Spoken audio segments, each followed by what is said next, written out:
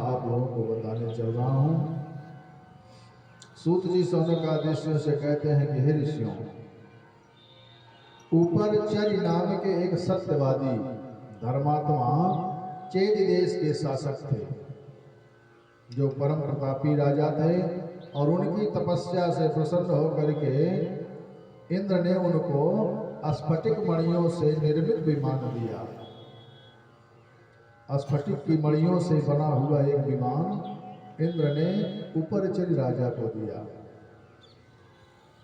उस दिव्य विमान पर चढ़ करके राजा ऊपरचर्य सर्वत्र विचरण करते रहते, जहां उनकी इच्छा होती वहीं घूमते टहलते। पृथ्वी से ऊपर ही ऊपर चलने के कारण उनको सभी ऊपरचर्य वसु के नाम से पुकारते थे। एक समय राजा वसु की पत्नी गिरिका ने ऋतुकाल के स्नान के पश्चात पुत्र प्राप्ति की कामना की, और उसी समय उनके पितरों ने ऊपरचर्य राजा से कहा कि हे राजा, मृगों को मार करके लाओ। अब राजा पितरों की आज्ञा श्रेष्ठ मान करके शिकार के लिए चल पड़े। शिकार के लिए वन में पहुंचते हैं, और वन में पहुंच करके उनका मन जो है अपनी रूपवती पत्नी का स्मरण उनका मन करने लगा। उनका मन अपनी पत्नी पर लग गया, और इसी के कारण उनका ओज स्खलित हुआ, और उसे उन्होंने एक बरगद के पत्ते पर रख करके एक बाज को दे करके अपनी ऋतुमती पत्नी पर के पास भेज दिया। लेकिन रास्ते में उस बाज के ऊपर दूसरे बाज ने आक्रमण किया, और वह बरगद का पत्ता नदी में गिर गया। उसी समय उस नदी में एक अद्रिका नाम की अप्सरा जो है जल क्रीड़ा कर रही थी, और जल क्रीड़ा करते समय उसने एक ब्राह्मण देवता जो संध्या वंदन कर रहे थे, उसने उस ब्राह्मण देवता का पैर पकड़ लिया। उसके इस कृत्य से क्रोधित होकर के ब्राह्मण देवता ने उस अद्रिका नाम की अप्सरा को शाप दे दिया कि तूने मेरे ध्यान में विघ्न डाला है। मैं ध्यान में था और मेरा ध्यान भंग किया है। जा, तू जल में मछली बन जा। जैसे ही शाप मिला, वह अद्रिका नाम की अप्सरा मछली बन गई, और उसी समय वह जो बरगद का पत्ता था बाज के मुंह से उसी नदी में गिरा, और ऊपरचर्य राजा का ओज जो है उस मछली के मुंह में चला गया, और उस कारण से वह मछली गर्भवती हो गई। कुछ समय बीतने के बाद मछुआरे ने उसे जाल में फंसा लिया उस मछली को, और जब उसका पेट चीरा गया तो उसमें से मनुष्य की आकृति के 2 शिशु निकले हैं। उनमें से एक बालक था और एक सुंदर बालिका थी। उन दोनों बालकों को, बालिका और बालक को राजा ऊपरचर्य को सौंप दिया गया। बालक को तो राजा ने ले लिया, लेकिन बालिका को नहीं लिया। आगे चल करके यही बालक वह वसुपुत्र मत्स्य नाम का राजा हुआ। राजा ने वह कन्या मछुआरे को दे दी, और मछुआरे दास के घर वह कन्या मत्स्योदरी मत्स्यगंधा नाम से धीरे धीरे बड़ी हुई। वही कन्या सत्यवती हुई। अब ऋषिगण कहते हैं कि हे सूत जी, ब्राह्मण द्वारा शापित अद्रिका अप्सरा जो मछली बनी थी, उसके पेट से 2 बच्चे निकले थे। उसके साथ की समाप्ति कैसे हुई, और उसे पुनः स्वर्ग कैसे मिला? अब सूत जी कहते हैं कि जब अद्रिका नाम की अप्सरा को शाप मिला, तो शाप को सुन करके उसने बड़े दीन भाव से ब्राह्मण देवता की स्तुति की थी। तो ब्राह्मण देवता उसकी स्तुति से प्रसन्न होकर के कहते हैं कि हे कल्याणी, हे देवी, तुम शोक मत करो, चिंता मत करो। मेरे शाप से तुमको मछली तो बनना पड़ेगा, लेकिन कुछ समय बीतने के पश्चात तुम एक जुड़िए बच्चों का जुड़िए संतान उत्पन्न करोगी और वही समय तुम्हारा साथ मुक्ति हो जाएगा। इस प्रकार वह मछली का शरीर त्याग करके पुनः दिव्य रूप धारण करके स्वर्ग को चली गई। अब सूत जी कहते हैं शौनकादि ऋषियों से कि हे ऋषियों, एकदा तीर्थ यात्रायां व्रजन पाराशरो मुनि आज गाम महातेजा कालिंद्यास्तटमुत्तम। अब सूत जी शौनकादि ऋषियों से कहते हैं कि हे ऋषियों, सत्यवती का जन्म किस प्रकार से हुआ यह तो मैंने आपको बताया, अब व्यास जी का जन्म कैसे हुआ यह भी सुनो। सूत जी कहते हैं कि एक बार तीर्थ यात्रा करते हुए महान तेजस्वी पराशर मुनि यमुना नदी के उत्तम तट पर आए और उन्होंने भोजन करते हुए निषाद को कहा कि हे नाविक, मुझको नाव से यमुना पार करा दो। वह नाविक उस समय भोजन कर रहा था, तो पराशर मुनि का वचन सुनकर के उस निषाद ने कहा अपनी पुत्री से कि हे बेटी, तुम यमुना पार जाने के इच्छुक इन ऋषि मुनि को नाव में बिठा करके उस पार उतार दो। मुनिवर उस पार चाहे जाना, कर पार ने तुम आ जाओ। कुछ कष्ट नहीं मुनिवर को हो, मेरा कहना तुम कर जाओ। पिता के आदेशानुसार मस्तगंधा मुनि को नाव में बिठा करके नाव चलाती हुई उस पार उतारने जा रही है। और उसी समय प्रारंभवश पराशर मुनि उस नव यमुना को देख कर उस पर आसक्त हो गए और उसे प्राप्त करने की इच्छा उनके मन में हुई। अपनी इच्छा प्रकट की, उस कन्या ने विरोध किया। बहुत समझाने पर बात आगे बढ़ी। कन्या ने कहा, हे मुनिवर, मैं अभी अविवाहित हूँ, ऐसा कुछ करिए जिससे मेरा कुंवारापन भंग न हो। पराशर मुनि और सत्यवती का समागम हुआ और उसके पश्चात व्यास जी का जन्म हुआ।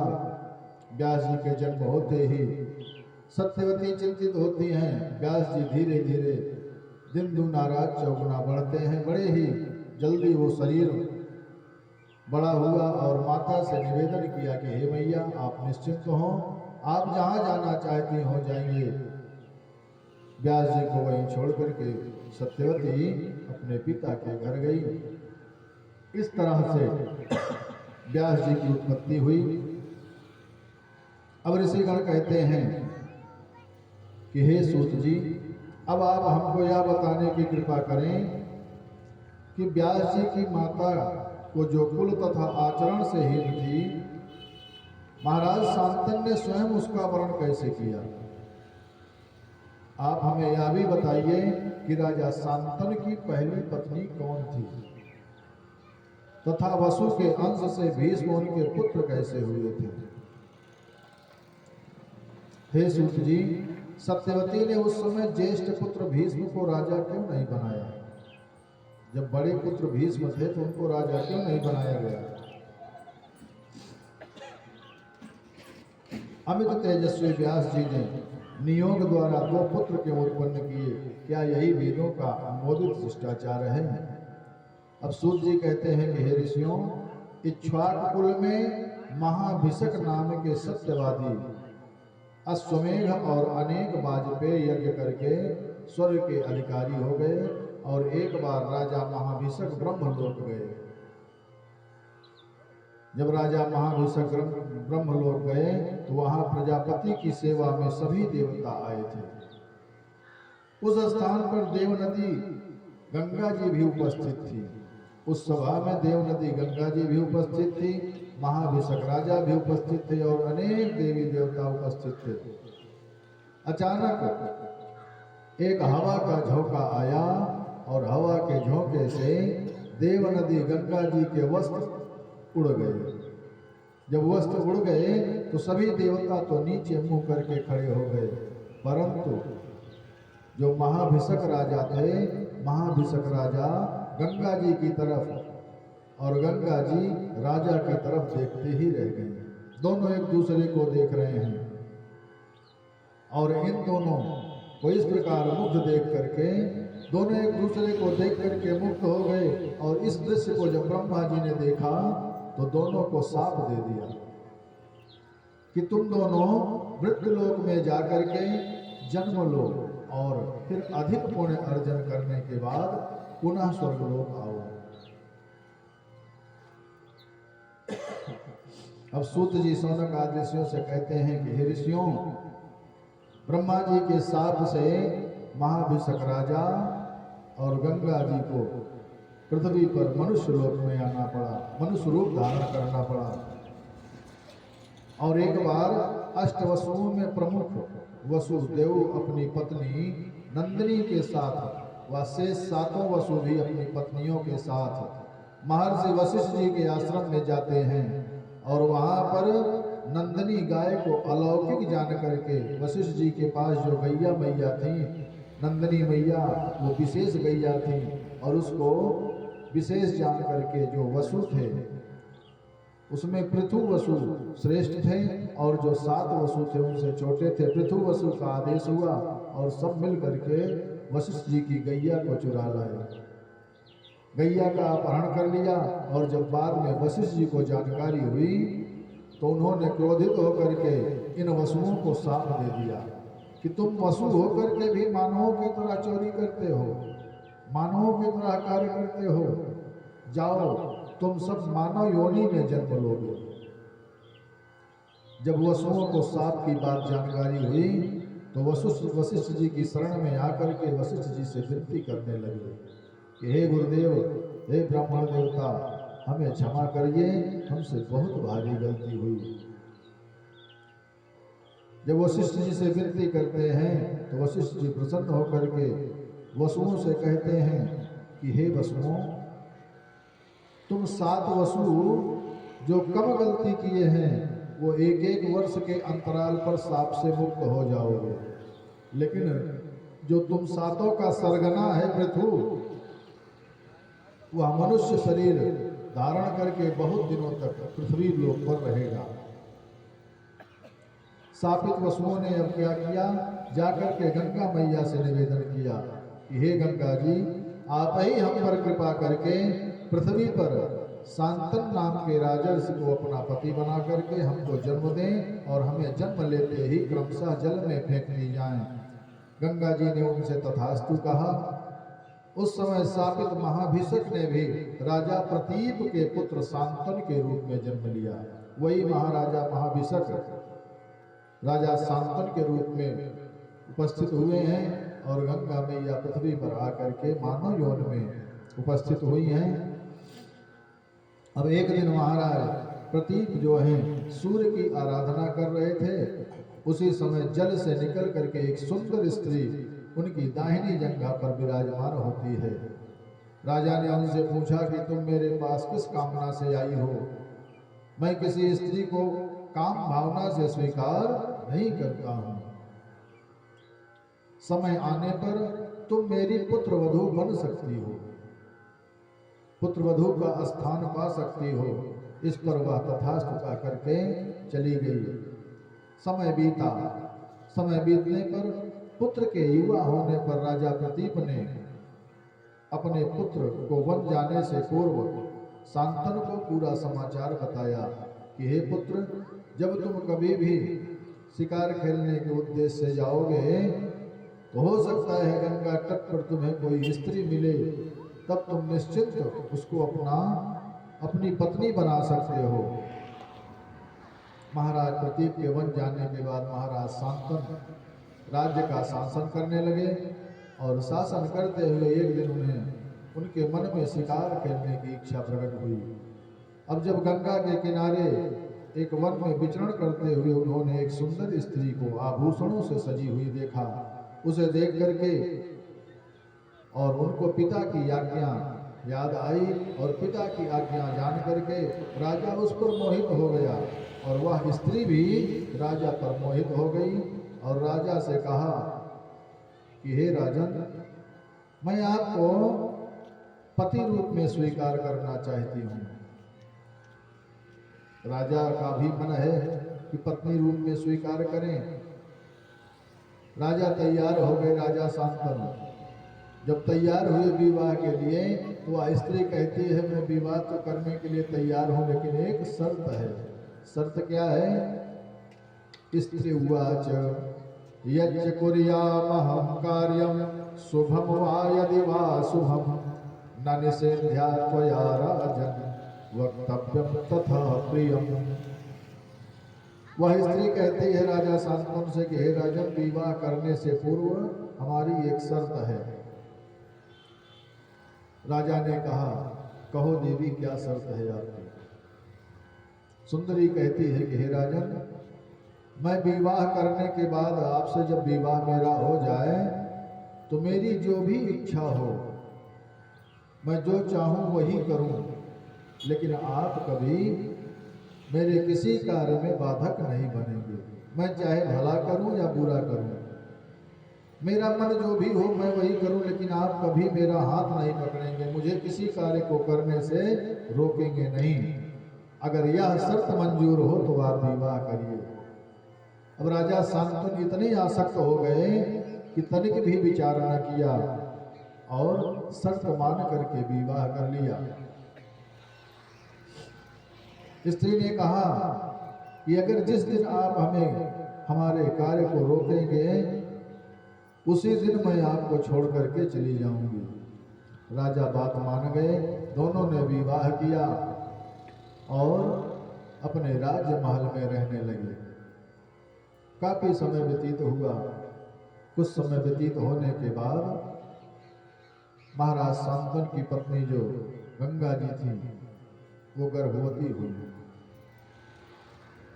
एक पुत्र को जन्म दिया और पुत्र को जन्म देते ही ले जाकर के नदी में प्रवाहित कर दिया।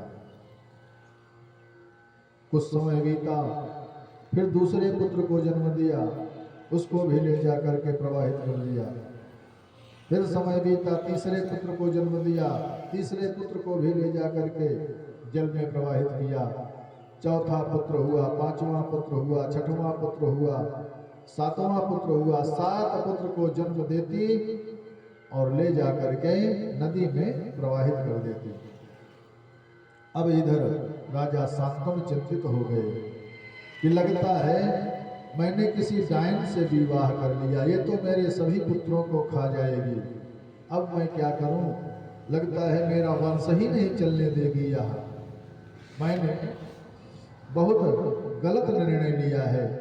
अपने निर्णय पर चिंतित हो रहे हैं और विचार कर रहे हैं कि बिना पुत्र के सद्गति नहीं प्राप्त होती है। अपुत्रस्य गतिर्नास्ति स्वर्गे वेद विदो विदुः तस्मादद्य वरारोहे प्रार्थस्याटमं सुतम्। यही विचार कर रहे हैं कि उनकी पत्नी ने 8वें पुत्र को भी जन्म दिया और जैसे ही 8वें पुत्र को जन्म दिया उस पुत्र को भी ले जाकर के जल में प्रवाहित करने की तैयारी में हैं। उसी समय महाराज शांतनु आकर के अपनी पत्नी के पैर पकड़ लेते हैं। कहते हैं, हे देवी, अब आप इस पुत्र को मत ले जाओ। मैं अपनी बात से मुकर रहा हूं, अब इस पुत्र को मत ले जाओ। क्यों? क्योंकि बिना पुत्र के सद्गति नहीं प्राप्त होती है। मुझे तो लगता है कि मेरा वंश ही नहीं चलने दोगी आप। राजा के द्वारा अनुनय विनय करने पर गंगा मैया कहती हैं कि हे राजन, आपने अपना वचन तोड़ दिया है। मैंने आपसे पहले ही वचन ले लिया था कि मेरी जो भी इच्छा होगी मैं करूंगी और मेरे किसी भी कार्य में आप बाधक नहीं बनोगे।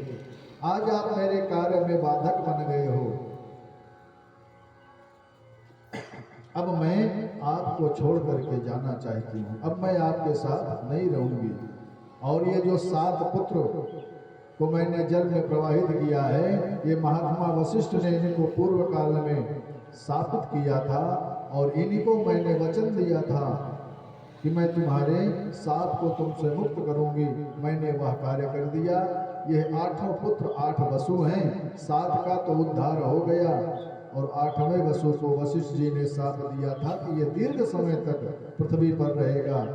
इसी कारण से आपने इस कार्य में अवरोध किया है और मैं गंगा जी हूँ। अब मैं अपने स्थान को जाती हूँ और इस बालक को मैं साथ में लेकर के जाती हूँ, क्योंकि आप पाल पोष नहीं पाओगे। बालक का लालन पालन माँ ही कर सकती है, पिता के बस की बात नहीं है। मैं इसको ले जा करके पाल पोष करके तैयार करूंगी, उसके बाद आप इसको समय आने पर ले आना। गंगा मैया 8वें वसु को ले जा करके अपने साथ उसका लालन पालन करती हैं और यही 8वां वसु आपके पुत्र रूप में संसार में बहुत समय तक आपको सुख प्रदान करेगा और यही आगे चल करके भीष्म के नाम से प्रसिद्ध होगा। गंगा मैया भीष्म जी को ले जाकर के अपने साथ ले जाती हैं, उनका लालन पालन करती हैं। कुछ समय बीता। समय बीतने के बाद एक दिन राजा शांतनु शिकार करने के लिए फिर गंगा के किनारे पहुंचते हैं। वहां जब पहुंचते हैं तो वो देखते हैं कि बालक जो है धनुष बाण लिए हुए असाधारण विद्या धारण करने वाले कामदेव के समान सुंदर बालक है, उसको देखा। उन्होंने उस समय बालक से पूछा कि तुम किसके बालक हो, किसके पुत्र हो, लेकिन वह कुछ बिना बताए ही बालक अदृश्य हो गया।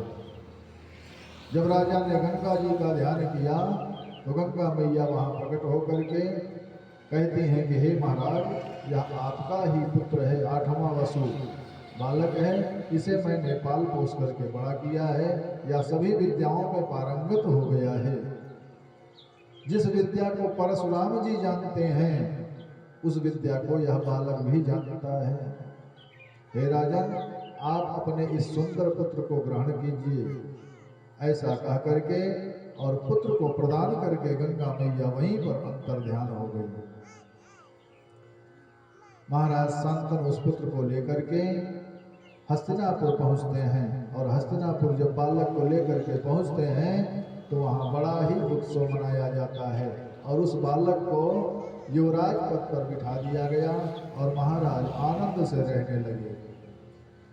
अब सूत जी कहते हैं सौनकादि ऋषियों से कि हे ऋषियों, जो इन 8 वसुओं की और गंगा जी की कथा मन लगा करके श्रवण करता है उसके सभी प्रकार के पाप नष्ट हो जाते हैं। ऋषिवर के साप से 8 वसु इस भूमंडल पर आए थे, गंगा के सुत बन मुक्त हुए 8वें भीष्म कहलाए थे। अब सूत जी सौनकादि ऋषियों से कहते हैं कि हे ऋषियों, अब आप सत्यवती के साथ महाराज शांतनु ने किस प्रकार विवाह किया, इस कथा को भी सुनिए। एक दिन राजा शांतनु वन में शिकार करने के लिए गए और वहां जाकर के यकायक उनको एक उत्तम गंध का अनुभव हुआ और जब उस उत्तम गंध का अनुभव हुआ तो राजा उस सुगंध के उद्गम स्थान को खोजने लगे कि यह सुगंध कहाँ से आ रही है। कुछ दूर जाने पर उन्होंने यमुना के किनारे पर बैठी हुई एक मैले कुचैले वस्त्र धारण किए हुए एक युवती को देखा। एक स्त्री को देखा कि यमुना के किनारे बैठी है और बहुत ही मैला कुचैला वस्त्र धारण किए है और अति सुंदर भी लग रही है। भले ही मैला कुचैला वस्त्र धारण किए है लेकिन सुंदरता अधिक है। उसे देख करके महाराज शांतनु के मन में काम जाग गया। वो मोहित हो गए उस स्त्री को देख करके और पूछते हैं कि हे सुंदरी, तुम कौन हो और यहाँ पर क्या कर रही हो? मैं आपके सुंदर रूप पर मोहित हो गया हूँ। वह सुंदरी कहती है कि हे राजन, मैं धर्म का अनुसरण करने वाली हूँ और जल में मैं नाव चलाती हूँ। मैं नाविक की पुत्री हूँ। मेरे पिताजी अभी घर गए हुए हैं। अब राजा शांतनु कहते हैं कि हे देवी, मेरे कोई दूसरी पत्नी नहीं है। अगर तुम तैयार हो तो मैं तुमसे विवाह करके तुम्हें रानी बनाना चाहता हूँ। तुम मेरी पत्नी बन जाओ और हे प्रिय, मैं तुम्हारा दास बन जाऊंगा। राजा की बात सुन करके वह स्त्री कहती है कि हे राजन, आपने जो कुछ भी कहा है सत्य कहा है, परंतु मैं स्वतंत्र नहीं हूँ। मैं अपने पिता के अधीन हूँ। मेरे पिता मुझसे जो कहेंगे मैं वही करने के लिए तैयार हूँ। अगर मेरे पिता की आज्ञा होगी तो मैं आपसे विवाह करने के लिए तैयार हूँ। आप पाणी ग्रहण संस्कार कर लीजिएगा, लेकिन मेरे पिता से अनुमति लेनी पड़ेगी आपको। फिर मैं सदा आपकी ही हो जाऊंगी। उस स्त्री की बात को सुनकर के महाराज शांतनु उस कन्या के पिता के पास जाते हैं, निषाद के पास जाते हैं। राजा को देख करके निषाद राज ने उनका स्वागत किया और कहा कि हे राजन, मेरे लिए क्या आज्ञा है? आप किस प्रयोजन से यहाँ पर आए हैं? जो भी आदेश हो प्रभु, आज्ञा दीजिए। मैं आपकी किस प्रकार से सेवा कर सकता हूँ प्रभु? अब महाराज शांतनु कहते हैं कि यदि आप अपनी कन्या मुझे दे दें तो मैं उसे अपनी धर्म पत्नी बनाना चाहता हूँ। राजा शांतनु की बात सुनकर के निषाद राज कहता है कि हे प्रभु, मैं अपनी कन्या तो आपको दे सकता हूँ, लेकिन एक शर्त है। शर्त क्या है? शर्त यह होगी कि आपके बाद में मेरी कन्या के द्वारा जो पुत्र उत्पन्न होगा वही आपकी राजगद्दी संभालेगा।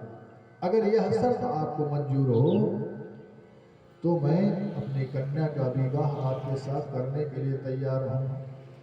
अब निषाद राज की बात सुनकर के राजा शांतनु चिंतित हो गए कि बड़ा पुत्र पहले से ही है, मैं इनसे कैसे वादा करूं कि इस स्त्री का ही पुत्र राजा बनेगा, क्योंकि भीष्म जी बड़े हैं और बड़े पुत्र का ही अधिकार राज सत्ता को संभालने का होता है।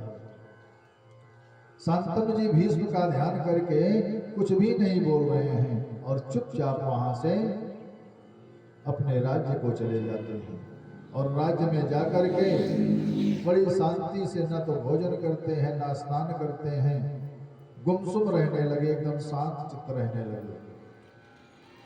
राजा शांतनु की इस दशा को देख करके देवव्रत भीष्म जी पूछते हैं कि हे पिताजी, आप चिंतित क्यों हैं?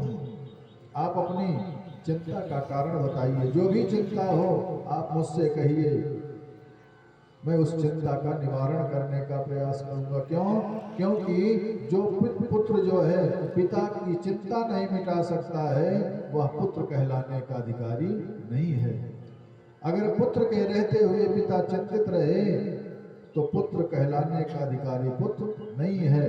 विमुच्य राज्यम रघुनंदनोपि तथा ज्ञया दाशरथिस्तु रामः वनम गतो लक्ष्मण जानकीभ्याम सहैव शैलम किल चित्रकूटम।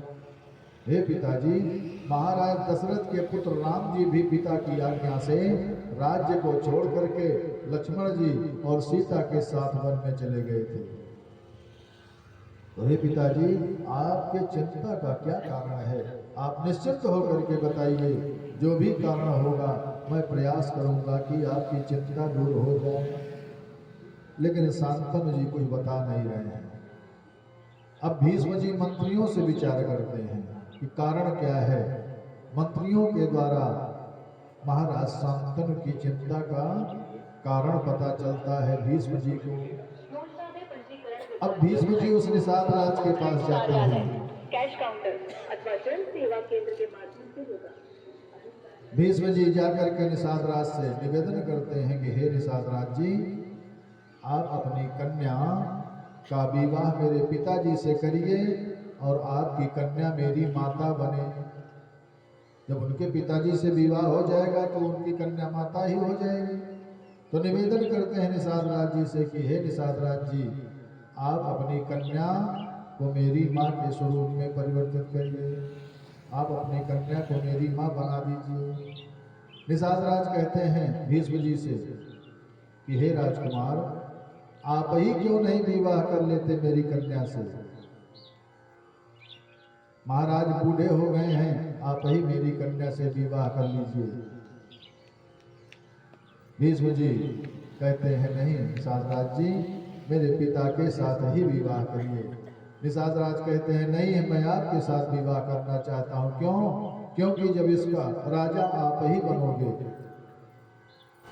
जब राजा आप बनोगे तो जो इसके पुत्र होंगे वो भी राजा बनेंगे, और आपके पिता से विवाह करूंगा अपनी कन्या का तो जो इसके पुत्र होंगे वो राजा कभी नहीं बन सकते हैं, क्योंकि बड़े पुत्र आप हो, राजा आप ही बनोगे। अब भीष्म जी कहते हैं निषाद राज से कि हे निषाद राज, आप अपनी कन्या का विवाह मेरे पिता से करिए, मैं राजा नहीं बनूंगा। निषाद राज कहता है आप राजा नहीं बनोगे ठीक है, लेकिन आपके जब पुत्र होंगे तो वे इसके पुत्रों को मार करके स्वयं राजा बन जाएंगे।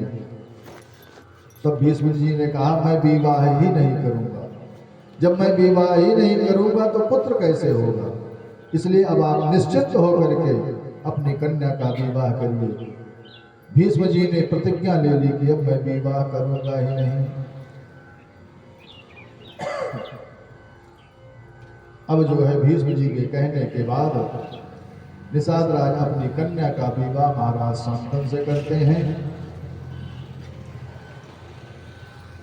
सत्यवती का विवाह महाराज शांतनु से हो जाता है। शांतनु महाराज ने उस सत्यवती से विवाह करके उससे चित्रांगद और विचित्रवीर नाम के 2 पुत्र पैदा किए। उस सत्यवती से 2 पुत्र हुए और वो दोनों प्रारब्धवश मृत्यु को प्राप्त हुए। सत्यवती ने पुनः व्यास जी के तेज से धृतराष्ट्र जन्मांध पैदा हुआ, क्योंकि व्यास जी को देख करके उस स्त्री ने नेत्र बंद किए थे। धृतराष्ट्र, पांडु और विदुर जी 3 पुत्र व्यास जी के नियोग से पैदा हुए हैं। धृतराष्ट्र की 2 रानियां, पहली गांधारी उसने 100 पुत्र पैदा किए और दूसरी वैश्य पुत्री थी, उसने युयुत्स नाम के बलवान पुत्र पैदा किए। वेदवादी ब्राह्मणों ने पांडु की भी 2 पत्नियां बताई हैं। पहली पत्नी कुंती और दूसरी पत्नी मद्र देश की राजकुमारी माद्री। कुंती ने कुंवारी अवस्था में ही सूर्य से कर्ण उत्पन्न किया और उसका विवाह पांडु से हुआ। अब ऋषिगण सूत जी से कहते हैं कि हे सूत जी, सूर्यात् कर्णः कथम जाता कन्यायां मद विस्तरात्, कन्या कथम पुनर्जाता पांडुना सविवाहिता। हे सूत जी, सूर्य के द्वारा कन्या कुंती से कर्ण की उत्पत्ति कैसे हुई? जब कुंती अविवाहित ही थी तो उनसे कर्ण कैसे उत्पन्न हुआ? वह कुंती पुनः कन्या कैसे रह गई? यह आप विस्तार से कथा बताइए। अब सूत जी कहते हैं कि हे ऋषियों, कुंती सूरसेन की पुत्री थी। बाल्यावस्था में ही महाराज कुंती भोज ने उसे गोद ले लिया था, तब से इस प्रथा का नाम कुंती पड़ गया था। पहले कुंती का नाम प्रथा था, और जब कुंती भोज ने उन्हें गोद लिया तो गोद लेने के बाद प्रथा का नाम कुंती हो गया। एक बार कुंती भोज के यहाँ चतुर्मासा करने महाराज के यहाँ दुर्वासा ऋषि पधारे। एक बार चतुर्मासा करने वहाँ मुनि दुर्वासा आए थे, और कुंती ने उनकी सेवा की, मुनिवर ने वचन सुनाए थे। जब दुर्वासा ऋषि चतुर्मासा करने आए तो कुंती उनकी खूब सेवा की, और जब कुंती ने खूब सेवा की तो दुर्वासा ऋषि जाते समय एक मंत्र दे दिया, और मंत्र दे करके यह कहा कि इसका प्रयोग करके तुम जिस देवता को चाहोगी, जिसको भी चाहोगी, जब चाहोगी बुला सकती हो। इस मंत्र के अधीन जिसको चाहोगी कर सकती हो, और तुम्हारी अभिलाषा जो भी होगी वह पूरी होगी। अब दुर्वासा ऋषि के जाने के बाद उस मंत्र को सत्य है कि गलत है, यह सिद्ध करने के लिए कुंती ने मंत्र के द्वारा सूर्यदेव का आवाहन कर दिया। अब सूर्यदेव वहां सुंदर मनुष्य रूप धारण करके कुंती के पास आ गए। अब कुंती भयभीत हो गई। उस सुंदर मनुष्य को देख करके कुंती भयभीत हो गई और कहती हैं कि हे प्रभु, मैं आपका दर्शन करके धन्य हो गई, अब आप यहाँ से जाइए।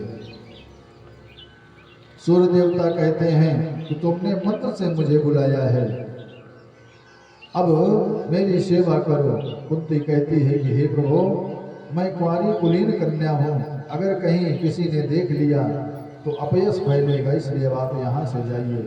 सूर्यदेव क्रोधित होकर के कहते हैं कि हे देवी, अगर तुमने मेरा कहना नहीं माना तो मैं तुमको साप दे दूंगा और उसको भी साप दूंगा जिसने तुम्हें यह मंत्र दिया है।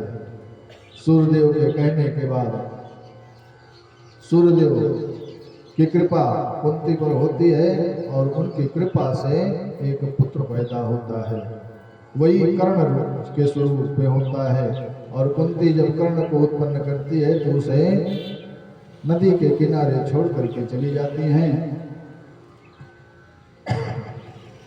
यथा समय कुंती ने एक सुंदर पुत्र को जन्म दिया। कुंती ने उस बालक को मंजूषा में बंद करके करुणा विलाप करते हुए लोक लाज के भय से नदी में बहा दिया। जल में बहता हुआ वह मंजूषा, वह पेटी अधिरथ नाम के सूत और उसकी पत्नी राधा को प्राप्त हुई। उन्हीं के यहाँ उस बालक कर्ण का लालन पालन हुआ और वह कर्ण जो है कौन्तेय नवन करके राधे के नाम से जाना गया।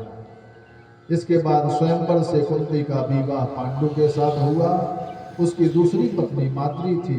स्वयंवर में जीता कुंती को पांडु मन में हर्षाते हैं और दूसरी सुंदरी माद्री को वो मद्र देश ले जाते हैं। एक दिन महाराज पांडु शिकार खेलने एक वन में गए। कुंती और माद्री से विवाह करने के बाद कुछ समय बीता और कुछ समय बीतने के बाद पांडु शिकार खेलने जंगल में गए और शिकार खेलते समय वहां पर उन्होंने मृग समझ करके, एक ऋषि तपस्या कर रहे थे, उनकी आंखों से ऐसी ज्योत निकल रही थी कि उसको मृग समझ करके पांडवों ने बाण मार दिया और उस बाण से ऋषि की हत्या हो गई। उस समय वो रूप बदल करके रमण कर रहे थे। ऋषि ने मर जाने से पहले ही पांडु को शाप दिया कि यदि तुम स्त्री के साथ संसर्ग करोगे तो उसी क्षण तुम्हारी मृत्यु हो जाएगी। अब उस ऋषि द्वारा शापित होकर के पांडु जो है चिंतित रहने लगे।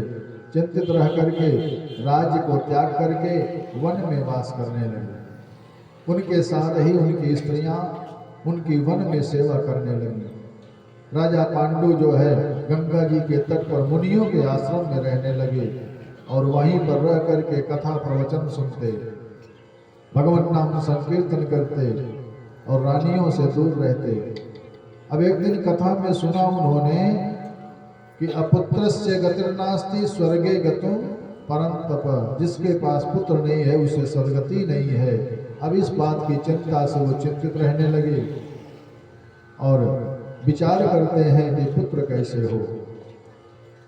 पांडु ने कुंती से कहा अपनी पत्नी से कि हे देवी, तुम किसी तपोनिष्ठ मुनि के पास जाकर के और शीघ्र पुत्र उत्पन्न करो। मेरी आज्ञा है, मुझे तुम्हें कोई दोष नहीं लगेगा। मैंने सुना है कि पूर्व काल में राजा सौदास ने वशिष्ठ मुनि से पुत्र उत्पन्न कराया था। इस बात को सुनकर के कुंती अपने पति पांडु से कहती है कि हे पति देवता, मेरे पास दुर्वासा मुनि द्वारा प्रदत्त एक मंत्र है और उस मंत्र को प्रयोग करके मैं जिस देवता का आवाहन करूंगा वही आ जाएगा। पति की आज्ञा पाकर के कुंती ने पहले धर्मराज का आवाहन किया। धर्मराज का स्मरण करके युधिष्ठिर को जन्म दिया। वायु का आवाहन किया, वायु से भीम, फिर इंद्र का आवाहन किया, इंद्र से अर्जुन। 3 पुत्र हुए और अश्वनी कुमारों का आवाहन करके माद्री के उदर से नकुल और सहदेव पैदा किए। 5 पुत्र हुए अब एक बार महाराज पांडु ने कामातुर होकर के माद्री को ग्रहण किया और इस कारण से उनका तत्क्षण उनकी मृत्यु हो गई। और माद्री अपने पुत्रों को कुंती को सौंप करके और महाराज पांडु के साथ सती हो गई। और पांचों पुत्रों को लेकर के कुंती अब हस्तिनापुर आती हैं। भीष्म ने पूछा कि यह पुत्र किसके हैं? तब सभी देवता उत्पन्न हुए और उन्होंने कहा कि यह पुत्र हमारे ही हैं, हमारे ही आशीर्वाद से ये पांचों पुत्र उत्पन्न हुए हैं। हस्तिनापुर में कुंती बड़े ही प्रसन्नता से रहने लगी। और अब सौनक ऋषि सूत जी से कहते हैं कि हे राजन, हे सूत जी, आपने पांडव पुत्र की कथा सुनाई, पांचों पांडवों का जन्म कैसे हुआ यह सब भी सुनाया। मेरा मन बड़ा प्रसन्न है। अब आप यह बताइए कि जन्मेजय जी व्यास जी से कथा कैसे सुने हैं? व्यास जी ने जन्मेजय जी को कथा क्या सुनाई है? और तृतीय स्कंद में जन्मेजय जी व्यास जी से प्रश्न कर रहे हैं कि हे व्यास जी, आपने पहले मुझे बताया कि मेरे पिता की मुक्ति परम्बा जगदम्बा की स्तुति से ही होगी, वह सब कैसे होगा? आपने अम्बा यज्ञ के विषय में मुझे बताया, यह जगत जननी कौन है, यह अम्बा कौन है और उनका यज्ञ कैसा होता है? हे ब्राह्मण देवता, आप ब्रह्मांड की उत्पत्ति का वर्णन कीजिए, हमें ब्रह्मा विष्णु और महेश के विषय में भी बताइए। सारी कथा विस्तार से कहिए कि वे कैसे उत्पन्न हुए, क्या उनके शरीर सप्त धातुओं से निर्मित हैं? व्यास जी कहते हैं कि हे राजन, जो प्रश्न आज आपने हमसे किया है, यही प्रश्न मैंने नारद जी से भी किया था। व्यास उवाच एतदेव मया पूर्वं पृष्ठोत्सव नारदो मुनिः विस्मितः प्रत्युवाचेन्मुत्थितः शृणुभूपते।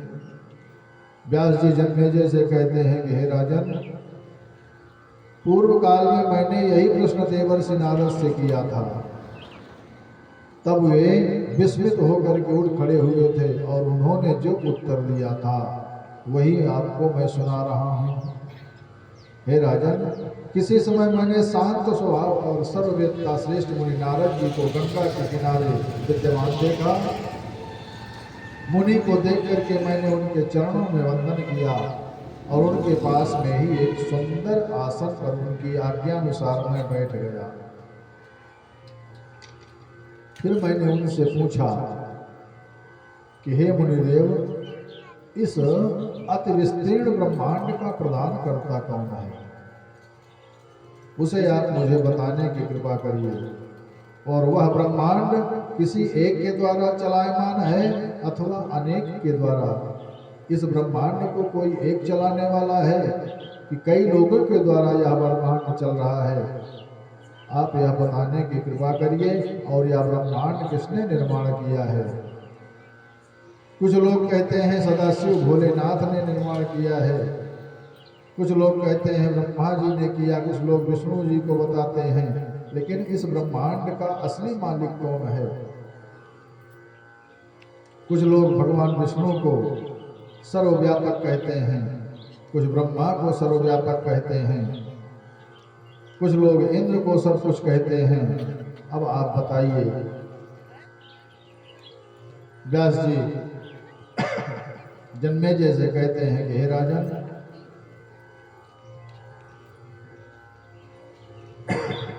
इन ब्रह्मा विष्णु महेश इंद्र पवन वरुण जितने भी देवता हैं, सबसे सर्वोपरि पराम्बा जगदम्बा ही हैं। उन्हीं पराम्बा जगदम्बा की कृपा से यह सारा संसार चलायमान है और उन्हीं की कृपा से मधु और कैटभ का भी वध भगवान विष्णु के द्वारा हुआ है। जो कुछ भी है सब पराम्बा जगदम्बा ही हैं। वैष्णवी सांकरी ब्राह्मी वासुवीं पारुणीं तथा वाराहीं नारसिंहीं च महालक्ष्मीं तथा धुतां। जो कुछ भी है ब्रह्मा की शक्ति पराम्बा जगदम्बा ही हैं, विष्णु की शक्ति पराम्बा जगदम्बा ही हैं और भगवान भोलेनाथ की शक्ति भी पराम्बा जगदम्बा ही है। बिना शक्ति के ये तीनों देवता कुछ करने में समर्थ नहीं हैं। इस संसार के मूल आधार पराम्बा जगदम्बा ही हैं। यही ब्रह्मा विष्णु और महेश पराम्बा जगदम्बा की स्तुति करते हैं और उन्हीं की कृपा से ब्रह्मा जी पूरी सृष्टि की रचना करते हैं, विष्णु जी सृष्टि का पालन करते हैं और भगवान भोलेनाथ पराम्बा जगदम्बा की कृपा से ही सृष्टि का संहार करते हैं। अगर शिव में शक्ति न हो तो शिव शव स्वरूप हो जाता है। अगर शिव से हम शक्ति निकाल दें तो शिव शव हो जाएगा। सूत जी बताते हैं कि इस संसार की सबसे अधिक श्रेष्ठ शक्ति पराम्बा जगदम्बा ही हैं। अब भगवती के चरण नख में ब्रह्मांड दर्शन मातृदेवों द्वारा स्तुति की कथा सुनाते हैं। तीनों देवों में सबसे परम शक्तिमान कौन है? जनार्दन भगवान विष्णु ने पुनः कहा कि हमको बार बार प्रणाम करते हुए वरदायिनी महामाया के पास चलना चाहिए। ब्रह्मा विष्णु और महेश यही सोच रहे हैं आपस में कि हम किस शक्ति के कृपा से चल रहे हैं। भगवान विष्णु कहते हैं ब्रह्मा और विष्णु से कि हम पराम्बा जगदम्बा की शक्ति से ही चल रहे हैं और हमें उन्हीं की स्तुति करना चाहिए। ब्रह्मा जी कहते हैं भगवान विष्णु से कि हे विष्णु, हमको पराम्बा जगदम्बा की शरण में ही चलना चाहिए। तीनों लोग ऐसा कह करके एक विमान पर बैठते हैं और विमान के द्वारा तर्क वितर्क करते हुए भगवती के द्वार पर पहुंचते हैं। तब उन भगवती ने हम तीनों को वस्त्र आभूषण से सुसज्जित स्त्री बना दिया। तीनों भगवती की कृपा से एक विमान पर बैठते हैं और भगवती के जब द्वार पर पहुंचते हैं तो उन्हीं भगवती मैया की कृपा से पराम्बा जगदम्बा ब्रह्मा और विष्णु और महेश को तीनों को स्त्री बना देती हैं। आश्चर्य में भर करके फिर तीनों भगवती को प्रणाम करते हैं और उनके पास खड़े हो जाते हैं और कहते हैं, वे महादेवी करोड़ों सूर्य के समान प्रकाशमान सिंहासन पर विराजमान हैं। उनका दर्शन करते हैं और उनके आसपास देख रहे हैं कि अनेकों सुंदर स्वरूपवती सेविकाएं उनकी सेवा में लगी हैं। वहां पर भगवती के चरण कमलों में उनके नख रूपी दर्पण में समस्त स्थावर जंगम ब्रह्मांड को देखा और उनमें देखते हैं ब्रह्मा जी कहते हैं कि उनके नख चरणों में मैं ब्रह्मा विष्णु शिव वायु अग्नि यम सूर्य वरुण चंद्रमा विश्वकर्मा जितने भी देवी देवता हैं सब उनके चरण नखों में दिखाई दे रहे हैं। मानस में भी आया है कि भगवान श्री राम ने अपनी कौशल्या मैया को अपना दिव्य रूप दिखाया था और मैया को भी आश्चर्यचकित किया था। देख रावा मातहि निज अद्भुत रूप अखंड रोम रोम प्रति लागे कोटि कोटि ब्रह्मांड।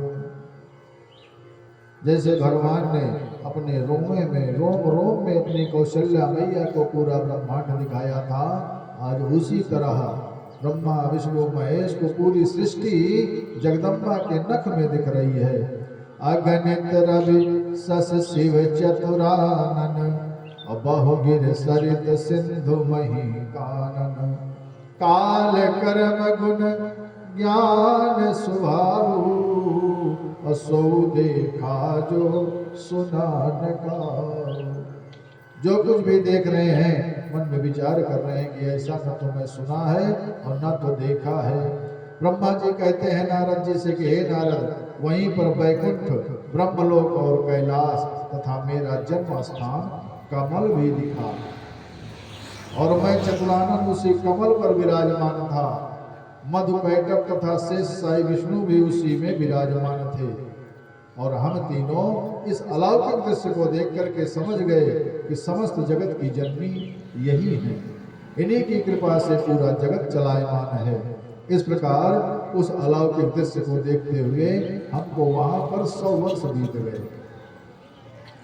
अब एक बार नारी स्वरूप में स्थित भगवान विष्णु उन भुवनेश्वरी की विनती करने लगे। जो भगवान विष्णु नारी स्वरूप हो गए थे वो भगवती की विनती कर रहे हैं। सर्वाधिष्ठान रूपाय कूटस्थायै नमो नमः और अर्धमात्रार्थ भूतायै प्रलेखायै नमो नमः। भगवान विष्णु मैया से निवेदन कर रहे हैं कि हे देवी, समस्त संसार की एकमात्र अधिष्ठात्री तथा कूटस्थ तथा रूपा देवी, हम आपको बारंबार प्रणाम करते हैं। हे अर्धमात्रा की अर्धभूता एवं प्रलेखा देवी, हम आपको बारंबार प्रणाम कर रहे हैं। हे मैया, संसार में ऐसा जाना जाता है कि ब्रह्मा सृष्टिकर्ता, विष्णु पालन करता, सब आपकी कृपा से ही हैं। आपकी अगर कृपा ना हो तो ब्रह्मा, विष्णु और महेश कुछ करने में समर्थ नहीं है। भगवान मैया से फिर विनती कर रहे हैं कि नमो देवी महाविद्ये नमामि चरणौ तव सदा ज्ञान प्रकाशम में देहि सर्वार्थ देशिवे। हे देवी, हम आपको बारंबार प्रणाम कर रहे हैं। आप ही महाविद्या हो, आप ही सर्व प्रकार की दात्री हो, आप ही पूरे संसार को चलायमान करने वाली हो। अब ब्रह्मा जी भी निवेदन कर रहे हैं। नारद से कहते हैं, ब्रह्मा जी नारद से कहते हैं कि हे नारद, अब शंकर जी भगवती की स्तुति कर रहे हैं। पहले भगवान विष्णु ने किया, हमने भी स्तुति की, अब शंकर जी स्तुति कर रहे हैं कि हे देवी, भगवान विष्णु आपके प्रभाव से प्रादुर्भूत हो गए हैं, तो क्या मुझ तमोगुण की उत्पत्ति आपसे नहीं हुई है क्या? यदि पृथ्वी, वायु, आकाश, अग्नि, जल आदि महाभूतों के गुणों तथा विषयों से ही जगत का निर्माण संभव हो, तो भी हे अम्बे, आपकी चिन्मयी कला के बिना वह कैसे संभव है, कैसे व्यक्त हो सकता है? शिव उवाच सृजसि पासि जगदम्बिके स्वकलया कियदिच्छसि नामसि तुम रमयसे स्वपतिं पुरुषं सदा तव गतिं नहि विद्यवयं शिवे। हे मैया, आप अपनी कला से जगत की रचना तथा पालन करती हो और जब चाहती हो तब संहार कर देती हो। आप सदा अपने पति परम पुरुष का रमण करती रहती हो। हे शिवे, आप इसकी लीला, आप इस लीला को हम नहीं, आपकी इस लीला को हम नहीं जान सकते हैं। शिव उवाच त्रिभुवनेषु भवत्वं वातायम्बिके मम सदैव हि कीर्तिनाविला यवति भावमवाप्य पदाम्बुजं परिचितं तव संसितनाशनम्। हे अंबिका, स्त्री रूप पाकर के मैं भवबंधन से मुक्त करने वाले आपके चरण कमलों से परिचित हो गया हूँ। आपकी कृपा से ही तीनों लोकों में मेरा श्रेयस स्थिर है। हे भगवती, पूर्व जन्म में मैंने नवान मंत्र की दीक्षा आपके द्वारा पाई थी, वह अब मुझे स्मरण नहीं रह गया है।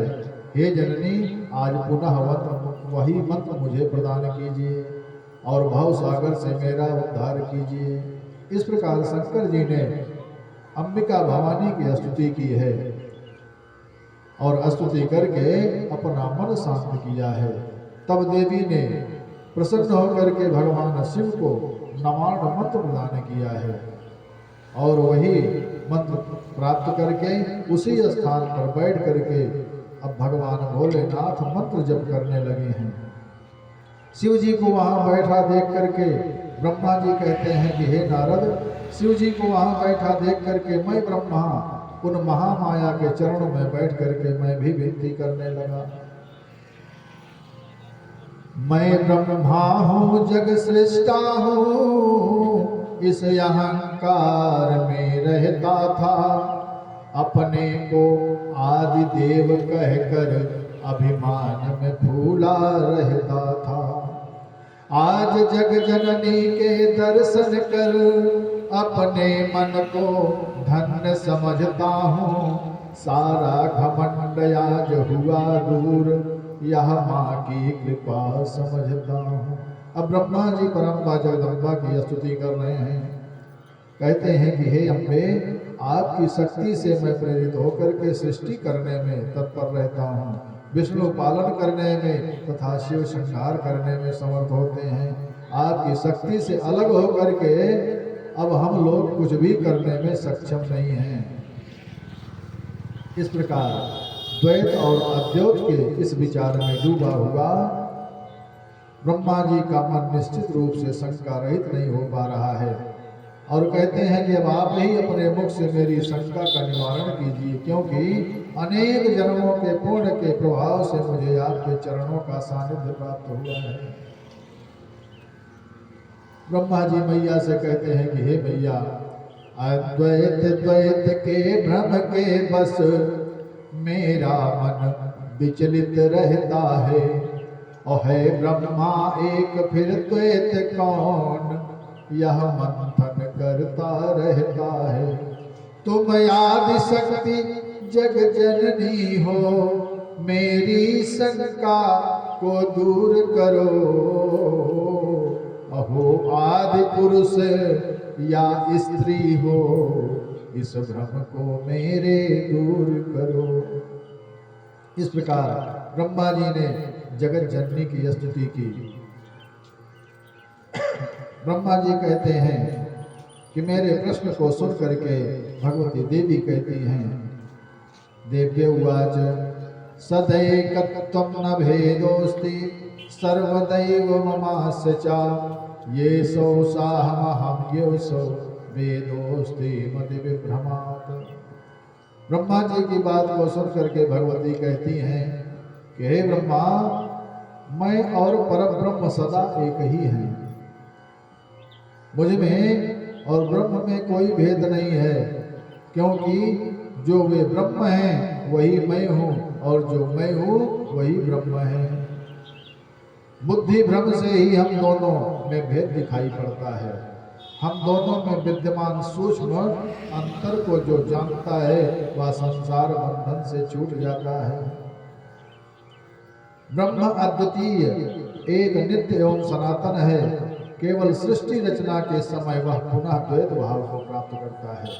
सृष्टि के प्रलय काल में मैं न तो स्त्री रहती हूँ और न तो पुरुष रहती हूँ और न ही नपुंसक रहती हूँ, परंतु जब पुनः सृष्टि होने लगती है तो पूर्वत यह भेद बुद्धि के द्वारा उत्पन्न हो जाता है। ब्रह्मा जगदम्बा ब्रह्मा जी से कहते हैं कि हे ब्रह्मा, मैं ही बुद्धि हूँ, मैं ही श्री हूँ, मैं ही धृति हूँ, मैं ही कीर्ति हूँ, मैं ही स्मृति हूँ, मैं ही मेधा हूँ। इस संसार में जो कुछ भी है सब कुछ मैं ही हूँ, मेरे अलावा इस संसार में कुछ भी नहीं है। हे ब्रह्मा, अब आप यह देखिए कि इस संसार में मैं क्या नहीं हूँ और मुझसे पृथक कौन सी वस्तु है, मुझसे अलग कौन सी वस्तु है। इसलिए अब आप यह निश्चित रूप से जान लीजिए कि संसार में पूरी सृष्टि में सब कुछ मैं ही हूँ और मेरे अलावा इस संसार में कुछ भी नहीं है। भगवती जगदम्बा ब्रह्मा से कह रही हैं कि जल में शीतलता, अग्नि में ताप, सूर्य में प्रकाश, सब में मैं ही हूँ, और पर्वत नदियाँ वन उपवन की शोभा सुंदरता मैं ही हूँ। यदि मैं चाहूँ तो संपूर्ण संसार का जल पी जाऊँ, पूरे संसार में एक बूंद भी जल ना रहने दूँ। मैं चाहूँ तो अग्नि को नष्ट कर दूँ और मैं चाहूँ तो वायु की गति को रोक दूँ। मैं जैसा चाहती हूँ वैसा ही करती हूँ। देव्य उवाच गृहाणे मां विधे शक्तिं स्वरूपां चारुहासिनी महासरस्वतीं नाम्ना रजो गुणयुतांबरम्। भगवती देवी कहती हैं ब्रह्मा से कि हे ब्रह्मदेव, सुंदर रूप वाली, दिव्य हास वाली, रजोगुण से युक्त और श्रेष्ठ श्वेत वस्त्र धारण करने वाली, अलौकिक दिव्य आभूषणों से विभूषित इस महासरस्वती नामक शक्ति को क्रीड़ा विहार के लिए अपनी सहचरी के रूप में स्वीकार करो। परांबा जगदम्बा ने सरस्वती मैया को ब्रह्मा को दिया कि हे ब्रह्मा, इस श्वेत वस्त्रधारी स्त्री को ग्रहण करो, अपने सहचरी बनाओ और अपने कार्य में लीन हो जाओ। इससे मेरी विभूति समझ करके इसका तिरस्कार मत करना। इसे लेकर के सत्यलोक जाओ और 4 प्रकार की सृष्टि करो। जब जब कोई कठिन कार्य उपस्थित होगा उस समय भगवान श्री हरि पृथ्वी पर अवतार धारण करेंगे और दुष्टों का संहार करेंगे। हे ब्रह्मा जी, बीज और ध्यान से युक्त मेरे नमाण मंत्र का जप करते हुए आप अपने सभी कार्यों को करते रहिएगा। इत्युक्त्वा मां जगन्माता हरिं प्राह शुचिस्मिता विष्णु ब्रजगृहाणे मां महालक्ष्मी मनोहरा। अब ब्रह्मा जी नारद से कहते हैं कि हे नारद, इस प्रकार मुझे ऐसा कह करके और पवित्र मुस्कान वाली जगत जननी ने भगवान विष्णु से यह कहा कि हे विष्णु, अब आप इन मनोहर महालक्ष्मी को स्वीकार करिए। मुझ ब्रह्मा को सरस्वती प्रदान की और विष्णु को महालक्ष्मी स्वीकार करने के लिए मैया ने कहा और यहाँ से प्रस्थान करिए। विष्णु से कहा कि हे विष्णु, इन महालक्ष्मी को ग्रहण करिए और यहाँ से प्रस्थान करिए। ये आपके वक्षस्थल पर सदा निवास करेंगी। आपके लीला विनोद के लिए मैंने आपको मनोरथ प्रदान करने वाली कल्याणमयी शक्ति प्रदान की है। महालक्ष्मी देकर विष्णु को देवी यो वचन सुनाती हैं और लीला विनोद से जग पालो ये जग माता कहलाती हैं। परम्बा जगदम्बा विष्णु से कहती हैं कि हे विष्णु, आप ब्रह्मा शिव तथा सभी देवता मेरे ही प्रभाव से प्रादुर्भूत हुए हो, अतः अब निस्संदेह सभी प्राणियों के मान्य एवं पूज्य हो। हे लक्ष्मीकांत, मेरे द्वारा दिया गया वान बीज, ऐन और कामराज, क्लीं तथा तृतीय माया बीज ह्रीं, इनसे युक्त मंत्र जो है नमाण मंत्र परमार्थ करने वाला है, आप निरंतर इसका जप करते हुए सुखपूर्वक विहार कीजिए। अब आप वैकुंठ का निर्माण करके उसी में मेरा ध्यान करते हुए वहीं वैकुंठ में विहार कीजिए। विष्णु से ऐसा कह करके त्रिगुणात्मक का स्वरूप भगवती ने त्रिगुण पराकृत ने देवाधिदेव शंकर जी से कहा कि हे शंकर जी, गृहाण हर गौरी त्वं महाकाली मनोहरा कैलासं कारयित्वा च विहरस्व यथा सुखम मुखस्य तमो गुणतेस्तु गौड़ो स्वज्जरो गुणो। ब्रह्मा को सरस्वती प्रदान की, विष्णु को महालक्ष्मी प्रदान किया मैया ने, और अब शंकर जी से कहती हैं कि हे हर, आप इन महाकाली गौरी को अंगीकार कीजिए और कैलाश शिखर की रचना करा करके वहां सुखपूर्वक विहार कीजिए। आप में तमोगुण प्रधान रूप से विद्यमान रहेगा और रजोगुण और सत्वगुण गौण रूप से व्याप्त रहेगा।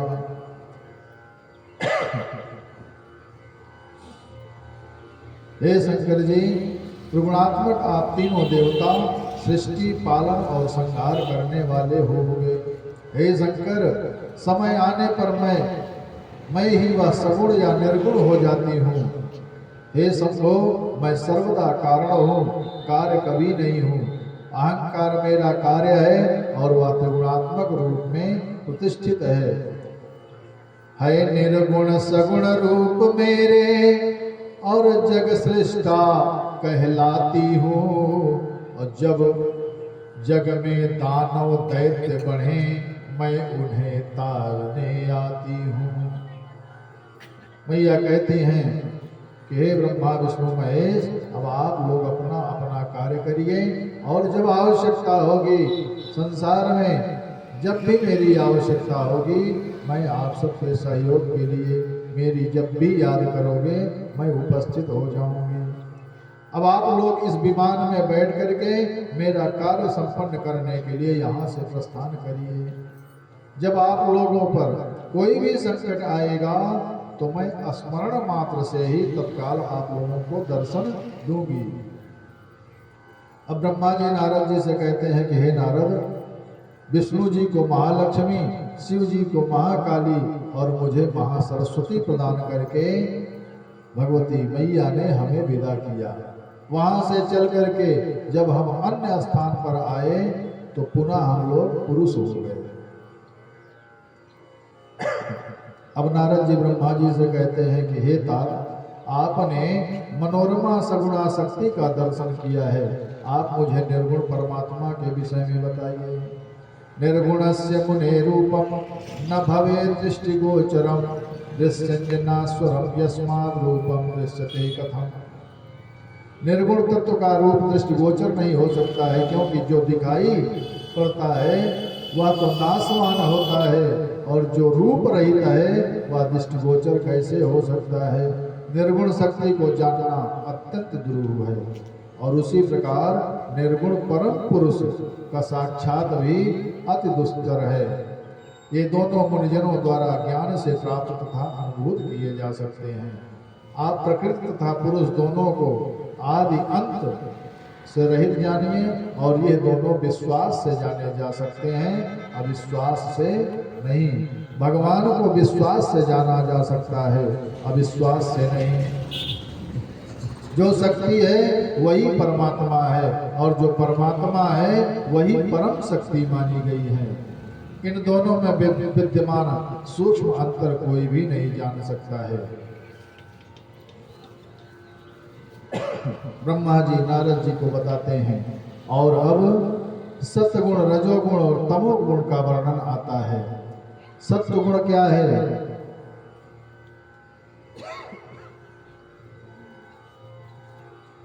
सत्गुण जो है, सत्गुण को प्रीत स्वरूप समझना चाहिए। सरलता, सत्य, शौच, श्रद्धा, क्षमा, धैर्य, कृपा, लज्जा, शांति और संतोष, इन लक्षणों से सदैव निश्चल सत्गुण की प्रतीति होती है और सत्गुण का रंग श्वेत होता है। यह सर्वदा धर्म के प्रति प्रीत उत्पन्न करता है। सत जो है श्रद्धा का आविर्भाव तथा असत जो है श्रद्धा को समाप्त करता है। रजोगुण क्या है? रजोगुण रक्त वर्ण वाला होता है। यह आश्चर्य एवं अप्रीति को उत्पन्न करता है। जहाँ ईर्ष्या, द्रोह, मत्सर, स्तंभन, उत्कंठा एवं निद्रा होती है वहाँ राजसी श्रद्धा रहती है। अभिमान, मद, गर्व ये सब राजसी श्रद्धा से ही उत्पन्न होते हैं। इन्हीं लक्षणों को राजसी श्रद्धा कहते हैं। और तमोगुण क्या है? तमोगुण का वर्ण कृष्ण होता है, तमोगुण का वर्ण काले रंग का होता है। यह मोह और विषाद उत्पन्न करता है। आलस्य, अज्ञान, दरिद्रता, भय, विवाद, क्रोध, कायरता, कुटिलता, नास्तिकता तथा दूसरे के दोष को देखता है, दूसरे के दोष को ही देखता है। ये तामसिक श्रद्धा के लक्षण हैं और तामसिक श्रद्धा के सभी लक्षण पर पीड़ादायक होते हैं, दूसरे को पीड़ा प्रदान करने वाले होते हैं। आत्म कल्याण की इच्छा रखने वाले को अपने में निरंतर सत्वगुण का विकास करना चाहिए। रजोगुण पर उसे नियंत्रण रखना चाहिए तथा तमोगुण का नाश कर डालना चाहिए। सत्वगुण, रजोगुण और तमोगुण में से कोई एक अकेला कभी नहीं रह सकता है। ये तीनों मिल करके ही रहते हैं, इसलिए ये अन्योन्याश्रय संबंध वाले कहे गए हैं। सत्वगुण की वृद्धि श्री रघुनाथ जी की कृपा से ही होती है। भगवान की जिस पर विशेष कृपा होगी उसी के ऊपर सत्वगुण की व्यवस्था रहेगी, वही सत्वगुणी होगा। भगवान की जिस पर कृपा नहीं होगी वह सत्वगुणी नहीं होगा। अब ब्रह्मा जी नारद से कहते हैं कि हे नारद, शास्त्र के अवलोकन से सत्वगुण समुत्पन्न होता है तथा बड़ी तेजी से बढ़ता है। उसका फल यह होता है कि तामस पदार्थों के प्रति वैराग्य हो जाता है और वह सत्व गुण रज और तम दोनों के बलपूर्वक दबा देता है। लोभ के कारण रजोगुण अत्यंत तीव्र हो जाता है। जिस व्यक्ति के अंदर लोभ हो जाता है उसके अंदर रजोगुण प्रभावित होता है। वह बड़ा हुआ रजोगुण सत्व तथा तम इन दोनों को दबा देता है। उसी प्रकार तमोगुण मोह के कारण तीव्रता को प्राप्त होकर के सत्वगुण तथा रजोगुण इन दोनों को दबा देता है। सतरज और तम ये तीनों गुण सृष्टि में लक्षित होते हैं और इनसे विरक्त यह सृष्टि नहीं, ये हर प्राणी में रहते हैं। कोई भी प्राणी इन तो तीनों गुणों से बचा नहीं है। हर प्राणी में सतरज तम गुण रहते ही हैं। एकम सत्तम न भवति रजश्चैकम तमस्तथा सहेवाश्रित वर्तन्ते गुणा मिथुन धर्मिणा। किसी भी प्राणी में सत्व गुण रजोगुण तथा तमोगुण अकेले नहीं रहते हैं, अपितु मिश्रित धर्म वाले वे तीनों गुण एक दूसरे के आश्रयीभूत होकर के रहते हैं।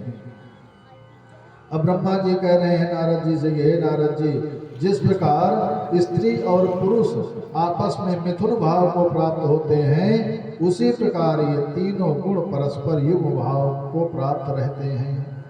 केवल सत्व गुण कहीं भी परिलक्षित नहीं होता है। गुणों का परस्पर मिश्री भाव होने के कारण वह सत्व गुण भी मिश्रित दिखाई देता है। जिस प्रकार सब आभूषणों से विभूषित तथा हाव भाव से युक्त कोई सुंदर स्त्री अपने पति को विशेष प्रिय होती है तथा माता पिता एवं बंधु बांधवों के लिए भी प्रीतिकर होती है, लेकिन वही अपनी सौतों के दुख का कारण बनती है। ब्रह्मा जी कहते हैं, हे नारद, यह तीनों गुण परस्पर मिश्रित न होते तो उनके स्वभाव में एक सी ही प्रवृत्ति बनी रहती, किंतु तीनों गुणों में मिश्रण होने के कारण ही विभिन्नता दिखाई देती है। जैसे राजा की सेना चोरों से पीड़ित सज्जनों के लिए सुख देने वाली होती है, किंतु वही सेना चोरों के लिए दुख देने वाली होती है। अब नारद जी कहते हैं ब्रह्मा जी से, हे पितामह, आपने तीनों को भिन्न भिन्न लक्षणों वाला बताया, तो फिर ये एक स्थान में होकर के निरंतर कार्य कैसे करते रहते हैं? विपरीत होते हुए भी सत्र रूप ये गुण एकत्र होकर के परस्पर मिलकर के किस प्रकार से कार्य करते हैं? अब ब्रह्मा जी कहते हैं नारद जी से कि हे पुत्र, सुनो, मैं बताता हूं कि ये तीनों गुण का स्वभाव दीपक के समान है। सतगुण, रजगुण और तमोगुण का स्वभाव दीपक के समान है। प्रदीपश्च यथा कार्यम प्रकरो तीर्थ दर्शनम वर्तिस्तैलम यथा शिष्य विरुदाश्च परस्परम। जैसे दीपक में तेज, बत्ती और अग्निशिखा तीनों परस्पर विरोधी धर्म वाले हैं, परंतु तीनों के सहयोग से ही दीपक हमें वस्तुओं का दर्शन कराता है। यद्यपि आग के साथ मिला हुआ तेल आग का विरोधी है और तेल बत्ती तथा अग्नि का विरोधी है, तथापि ये एकत्र होकर के वस्तुओं का दर्शन कराते हैं। तेल, बाती और दीपक, अग्नि जब ये इकट्ठा होते हैं तो वस्तु का दर्शन कराते हैं। अब नारद जी कहते हैं, नारद जी कहने लगे व्यास जी से, इधर ब्रह्मा जी नारद जी को बात बता रहे हैं और नारद जी व्यास जी से बता रहे हैं और व्यास जी जन्मेजय जी को बता रहे हैं। नारद जी कहते हैं व्यास जी से कि हे व्यास जी, ये सत्वादि गुण यानी तीनों गुण भी प्रकृति से उत्पन्न कहे गए हैं और ये जगत के कारण हैं, जैसा मैंने पहले भी सुना है।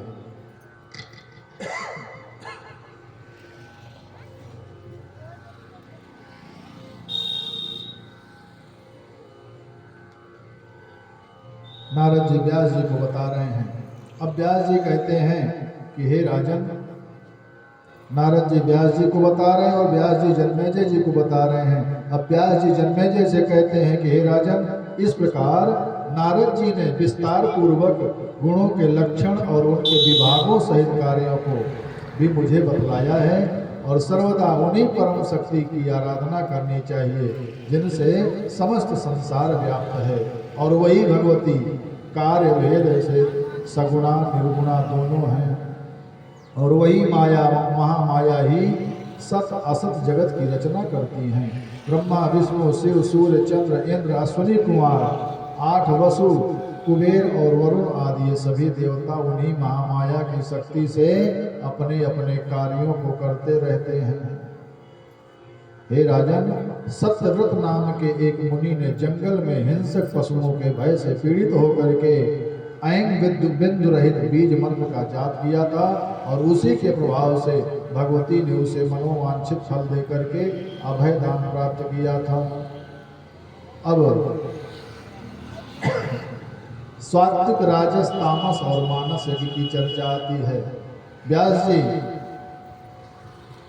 जन्मेजय से बता रहे हैं कि हे राजन, अब आप सात्विक राजस तामस और मानस यज्ञ की चर्चा सुनो। जन्मेजय जी कहते हैं व्यास जी से कि हे स्वामी, अब आप मुझे उन देवी के यज्ञों के विधान, पूजा विधि, मंत्र, होम द्रव्य एवं दक्षिणा आदि के विषय में बताइए। व्यास जी राजा जन्मेजय से कह रहे हैं कि हे राजन, श्रृणु राजन प्रवक्ष्यामि देव्या यज्ञम विधानतः अत्रिविधम तो सदा यज्ञम विधि दृष्टेन कर्मणा। व्यास जी कह रहे हैं राजा जन्मेजय से कि हे राजन, अब मैं आपसे देवी यज्ञ का विधि पूर्वक वर्णन करूंगा, आपको देवी यज्ञ का विधान बताऊंगा। अनुष्ठान में विहित कर्म के अनुसार यह यज्ञ सात्विक, राजस तथा तामस 3 प्रकार की यज्ञ समझना चाहिए। मुनियों के लिए सात्विक यज्ञ, राजाओं के लिए राजस यज्ञ और राक्षसों के लिए तामस यज्ञ कही गई है। ज्ञानियों के लिए निर्गुण यज्ञ और वैराग्य युक्त लोगों के लिए ज्ञानमय यज्ञ कहा गया है। सात्विक यज्ञ क्या है? सात्विक यज्ञ जिस यज्ञ में देश, काल, द्रव्य, मंत्र, ब्राह्मण तथा श्रद्धा सभी सात्विक हों, उसे सात्विक यज्ञ कहा जाता है। हे राजन, द्रव्य शुद्धि, क्रिया शुद्धि और मंत्र शुद्धि के साथ यदि यज्ञ संपन्न होता है तभी पूर्ण फल की प्राप्ति होती है, अन्यथा फल की प्राप्ति नहीं होती है। अन्याय द्वारा उपार्जित किए धन से यदि पुण्य कार्य किया जाता है तो इस लोक में यश की प्राप्ति नहीं होती है, और न्याय द्वारा यदि पुण्य कार्य किया जाता है तो परलोक भी सुधर जाता है और यह लोक भी सुधर जाता है। इसलिए न्याय पूर्वक उपार्जित धन से ही पुण्य कार्य करने से ही प्राणी का कल्याण होता है। हे राजन, इसका प्रमाण आपके सामने उपस्थित है कि पांडवों ने राजसूय यज्ञ किया जिसमें साक्षात भगवान श्री कृष्ण उपस्थित रहे। भारद्वाज आदि विद्यानिष्ठ ब्राह्मणों ने उसका संपादन किया था। यज्ञकर्ताओं ब्राह्मणों को श्रेष्ठ दान दक्षिणा दी गई थी, और फिर भी अभिमान पूर्वक यज्ञ का आयोजन करने के कारण पांडवों को 1 महीने के भीतर ही महान कष्ट प्राप्त हो गया था। युधिष्ठिर की जुए में पराजय हुई, द्रौपदी का अपमान हुआ था और पांडवों को विराट की दास्ता स्वीकार करनी पड़ी थी। द्रौपदी को कीचक ने प्रताड़ित किया था। तब आप ही सोचिए, तब कृष्ण की भक्ति और ब्राह्मणों का आशीर्वाद कहाँ चला गया था। अगर हम यज्ञ कर रहे हैं, पूजा पाठ कर रहे हैं, भगवान की भक्ति कर रहे हैं तो अभिमान नहीं होना चाहिए। अगर अभिमान हो गया तो उसका फल विपरीत हो जाता है। यदि प्रारब्ध ही ऐसा था तो कहा जाए तो वेद शास्त्र और धर्म ग्रंथ निष्फल हो जाएंगे। हमें अभिमान नहीं करना चाहिए। सात्विक यज्ञ के बारे में बता रहे हैं, इसके बाद अब राजस यज्ञ के बारे में बता रहे हैं। सात्विक यज्ञ को बताते हैं कि सात्विक मन श्रद्धा भक्ति से जो यज्ञ जगत में होते हैं उनके ही फल मंगलकारी और कर्ता काहित करते हैं। अभिमान, द्वेष और द्रव्य दोष यज्ञों को निष्फल करते हैं। और विप्रों का नहीं आशीर्वाद मिले प्रभु भी नहीं कृपा करते हैं। सात्विक यज्ञ में अभिमान नहीं होना चाहिए। सात्विक यज्ञ में अभिमान हुआ तो ब्राह्मण देवता की भी कृपा नहीं होती है। अब राजस यज्ञ के बारे में बता रहे हैं, जिस यज्ञ में अधिक धन व्यय किया जाता है, जिसमें पशु बलि देने के लिए यूप गाड़े जाते हैं, तथा जो अभिमान के साथ यज्ञ किए जाते हैं और क्षत्रियों तथा वैश्यों द्वारा संपादित किए जाने वाले यज्ञ राजस यज्ञ कहे जाते हैं। और तामस यज्ञ दानवों द्वारा, राक्षसों द्वारा क्रोध भावना के साथ किए जाने वाले अहंकार पूर्ण, बड़ी साज सज्जा, क्रूरता पूर्वक और ईर्ष्या पूर्वक किए जाने वाले यज्ञ तामस यज्ञ कहे गए हैं। और मानस यज्ञ क्या है? मानस यज्ञ विरक्त मुनि व महात्मा मोक्ष की कामना से सर्व साधन संपन्न मानस यज्ञ का आयोजन करते हैं। सबसे महत्वपूर्ण यज्ञ मानस यज्ञ ही है। अन्य सभी प्रकार के यज्ञों में द्रव्य, श्रद्धा, ब्राह्मण, देश और कर्मों में कुछ कमी रह भी सकती है। अतः अन्य यज्ञ मानस यज्ञ की तरह पूर्ण नहीं होता है। जब मनुष्य मन इंद्रियों के विषयों का परित्याग करके पवित्र हो जाता है, तभी वह मानस यज्ञ करने का अधिकारी होता है। मानस यज्ञ करने के लिए सबसे पहले मन को दुरुस्त करना है, आत्मा को शुद्ध करना है, मन में शांति होनी चाहिए। मानस यज्ञ करने के लिए प्रथमं तो मनः शोध्यं कर्तव्यं गुणवर्जितम् अशुद्धे मनसि देहो वै शुद्ध एव न संशयः। मानस यज्ञ के लिए सर्वप्रथम मन को परम शुद्ध करने की आवश्यकता है। मन के शुद्ध हो जाने पर शरीर की शुद्धि स्वतः अपने आप हो जाती है, तभी वह मानस यज्ञ करने का अधिकारी होता है। इसके पश्चात वह अपने मन में पवित्र यज्ञीय वृक्षों से निर्मित सुंदर स्तंभों से अलंकृत अनेक योजन विस्तार वाले यज्ञ मंडप की रचना करे। जब हमारा मन शुद्ध हो जाएगा और मन शुद्ध होने के बाद शरीर अपने आप शुद्ध हो जाएगा, तब प्राणी को चाहिए कि विस्तार क्षेत्र वाला यज्ञ मंडप बनावे। मानसिक यज्ञ मंडप बनाना है, वह यज्ञ मंडप दिखाई नहीं देगा। और यज्ञ मंडप की रचना करके उसमें विशाल यज्ञ की वेदी का कल्पना करें। उस मंडप में यह कल्पना करें कि विशाल वेदी की रचना हुई है और उस पर मानसिक अग्नि विधि पूर्वक स्थापित करें। उसी प्रकार मन में ब्राह्मणों का वर्ण करें। ब्रह्मा, होता, प्रस्तोता, उद्गाता और प्रतिहर्ता नियुक्त करके उनका मानसिक पूजन करे और फिर पांचों अग्नियों को यज्ञ वेदी पर स्थापित करे। उनमें प्राण का गार्हपत्य, अपान को आवाहनीय अग्नि, व्यान को दक्षिणाग्नि, समान को आवसध्य अग्नि तथा उदान को सभ्य अग्नि कहा गया है। और मानसिक रूप से ही दोष रहित तथा पवित्र हवन सामग्रियों की भी कल्पना करनी चाहिए। जौ, काला तिल, चावल की आवश्यकता प्रत्यक्ष रूप में नहीं है। मानसिक यज्ञ में मन में धारणा बनाएं कि हम बहुत विशेष सामग्री की व्यवस्था किए हैं।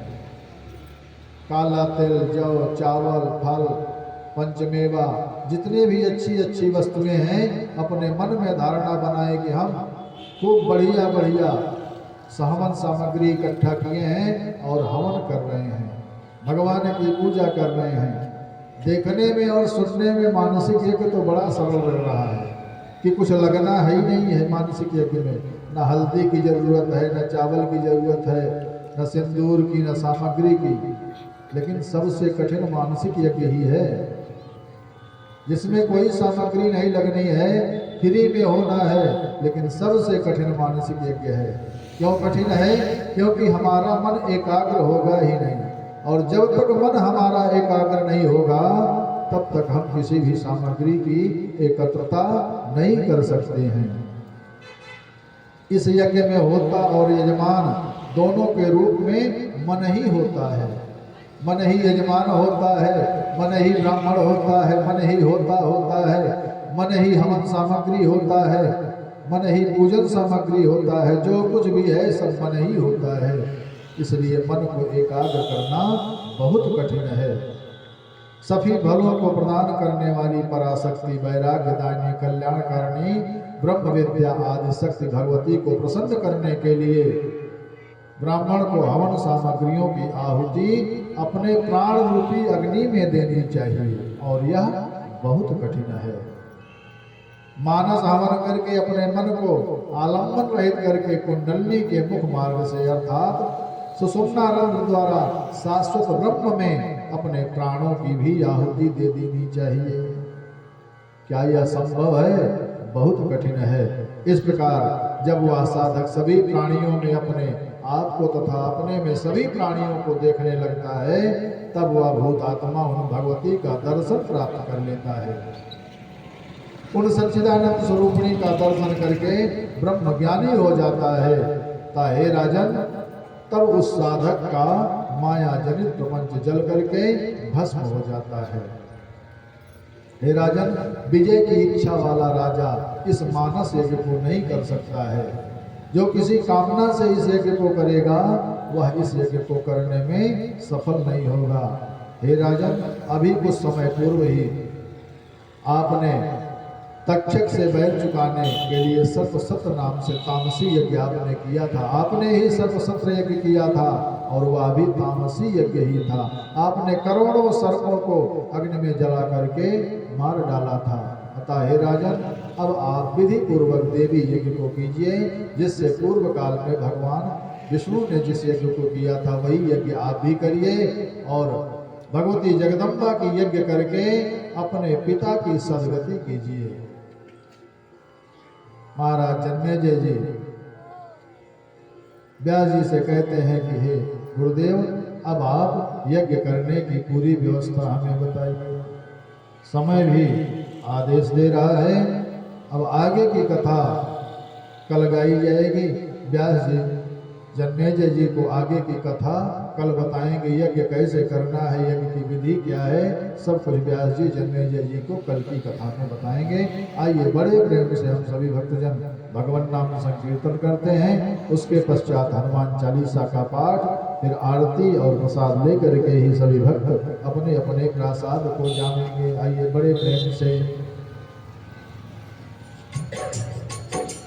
श्री राम जय राम जय जय राम। श्री राम जय राम जय जय राम।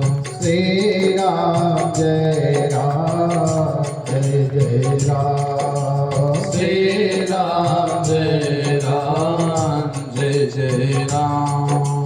श्री राम जय राम जय जय राम।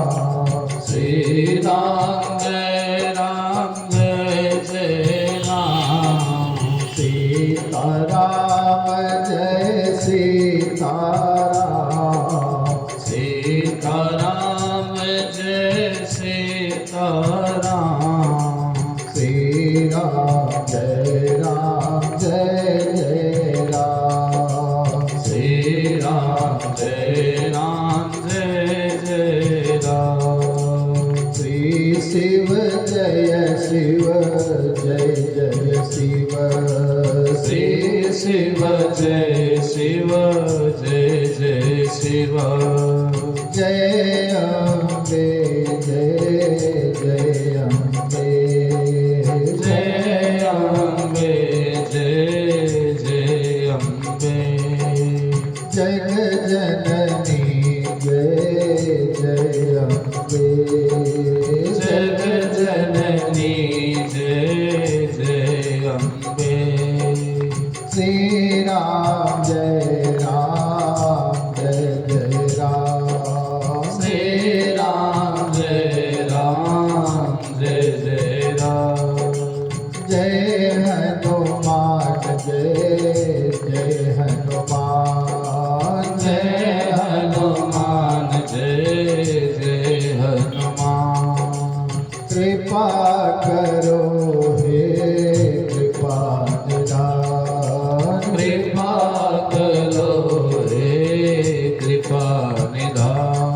आइए बड़े प्रेम से हम सभी भक्तजन हनुमान चालीसा का पाठ करते हैं।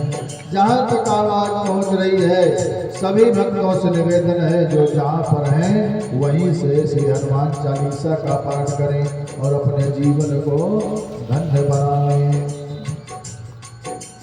जय जय जय हनुमान गोसाई कृपा करहु गुरुदेव की नाई। जय जय जय हनुमान गोसाई कृपा करहु गुरुदेव की नाई। श्री गुरु चरण सरोज रज निज मन मुकुर सुधारे। वरनहु रघुवर विमल जसु जो दायक फल चारे। बुद्धिहीन तन जान के सुमिरो पवन कुमार। बल बुद्धि विद्या देहु मोहि हरहु कलेश विकार। जय जय जय हनुमान गोसाई कृपा करहु गुरुदेव की नाई। जय जय जय हनुमान गोसाई कृपा करहु गुरुदेव की नाई। जय हनुमान ज्ञान गुण सागर जय कपीस तिहुँ लोक उजागर। राम दूत अतुलित बल धामा अंजन पुत्र पवन सतनामा।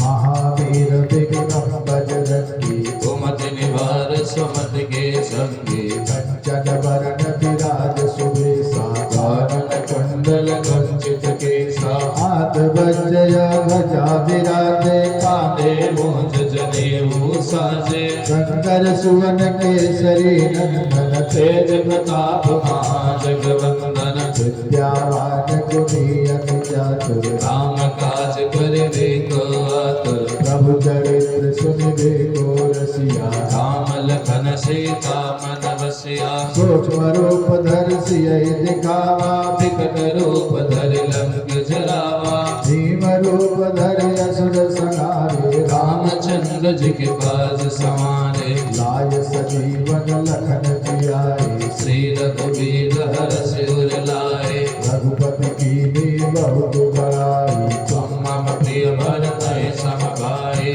सास बदन तुमरो जस गावे हस कहि श्रीपति कंठ लगावे। सनकादिक ब्रह्मादि मुनीसा नारद सारद सहित ऐसा। जब कुबेर दिखपाल जहाते कवि कोविद कहि सके कहाते। तुम उपकार सुग्रीवहि कीना राम मिलाय राजपद दीना। तुम्हरो मंत्र विभीषण माना लंकेश्वर भय सब जग जाना।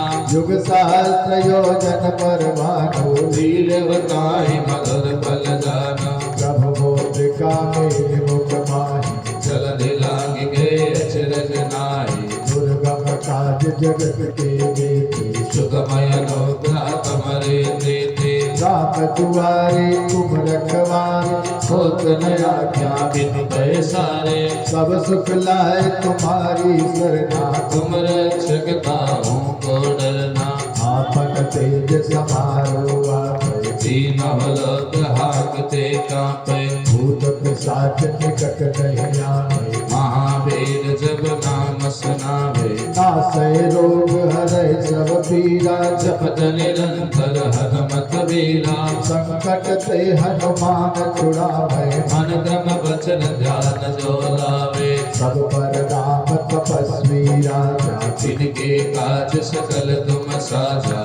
और मनोरथ जो कोई लावे सोई अमित जीवन फल पावे। चारों युग पर ताप तुम्हारा है है प्रसिद्ध जगत बुझियारा। साधु संत के तुम रखवारे असुर निकंदन राम दुलारे। साधु संत के तुम रखवारे असुर निकंदन राम दुलारे। अष्ट सिद्धि नौ निधि के दाता असवर दीन जानकी माता। राम रसायन तुम्हारे पासा सदा रहो रघुपति के दासा। तुम्हारे भजन राम को पावे जन्म जन्म के दुख बिसरावे। अंत काल रघुवर पुर जाए जहाँ जन्म हरि भक्त कहाई। और देवता चित्त न धरई हनुमत से सर्व सुख करई संकट कटय मिटय सब पीरा जो सुमिरै हनुमत बलबीरा जय जय जय हनुमान गोसाई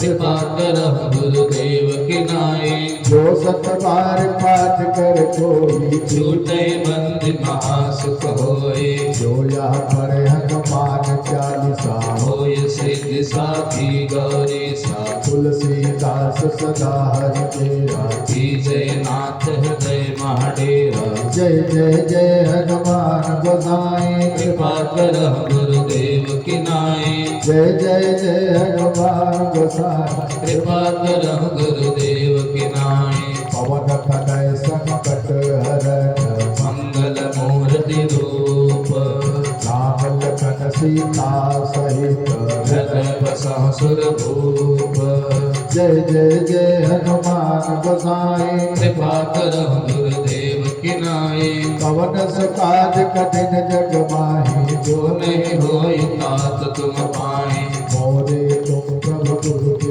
माता जाम कहाँ तज पद जल जाता आशुतोष तुम औधर दानी आरती हरहु दीन जन जानी देवी पूज पद कमल तुम्हारे सिर नर मुनि सब होहि सुखारे मोर सुधारे सो सब भांति जास कृपा नहीं कृपाय घाते नाथ सकल संपदा तुम्हारी मैं सेवक समेत सतनारे जय जय जय हनुमान गोसाई कृपा करहु गुरुदेव की नाई जय जय जय हनुमान गोसाई कृपा करो गुरुदेव की नाई बोले गुरुदेव भगवान की जय बोले हनुमान जी महाराज की जय बोले कथा में आए हुए सभी प्रत्यक्ष एवं अप्रत्यक्ष श्रोताओं की जय बोले विंध्याचल मैया की जय हो बोलिए अपने अपने माता पिता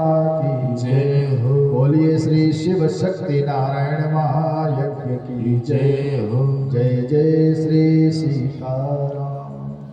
सभी भक्त अपने अपने स्थान पर खड़े हो जाएंगे। आरती की थाल आप तक पहुंच रही है।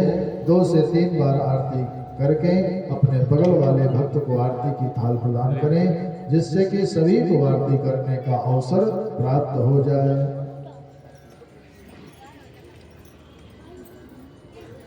और कृपा करके ज़्यादा मंच से नज़दीक आने की कृपा न करें, क्योंकि जो सिस्टम लगा हुआ है फिर ये गिर जाएगा, तो आप इसके उधर ही रहिए। हरि ओम यदगो हविः प्रजननं मे अस्तु दशवीरगो सर्वगणगो सुस्ताये आत्मसनि प्रजा सनि पशु सनि लोक सन्यभय सनि अग्निः प्रजा बहुला मे करो तन्नम आयोरेतु समासुदत्त।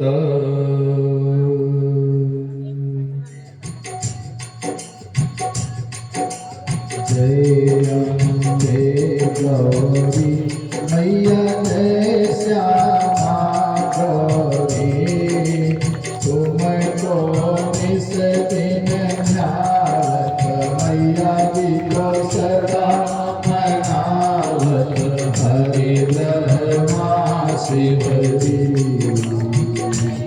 ओम जय अम्बे गौरी मांग सिंदूर विराजत, टीको मृगमत को उज्जल से दो नैना, चंद्र बदन को।